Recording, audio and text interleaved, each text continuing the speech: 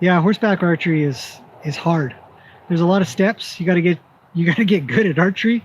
You got to get your horse good at you shooting arrows and hitting a target, or missing it for that matter. Um, you got to get good with swinging that thing around and moving arrows and the bow and stuff.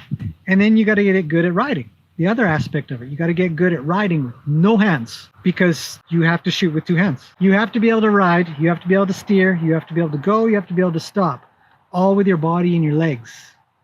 And I would really, really discourage, I'm going to get into archery more soon, but I would really discourage you from tying your reins. I went to a clinic one time for horseback archery, and the lady said, well, just tie your reins tight so that your horse is always held in so they won't go faster.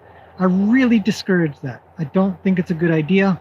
It's a band-aid and is a quick fix to a long-term problem that you can't solve unless you do it right, which is to be able to ride with your body, not your hands. The tool that I see people sometimes, the other thing that people will sometimes use is a running or a standing, or yeah, that's what they're called, running and standing martingales, where it holds the horse's head.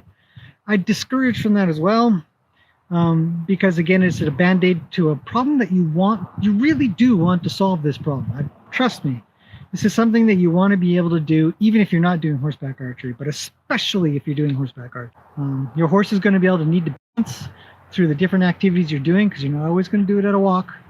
You can do it at a trot, you might do it at a canter, and some of these people do it at a gallop. It's amazing. So without all those aids, get your horse good without your reins. You want to do horseback archery, I do too.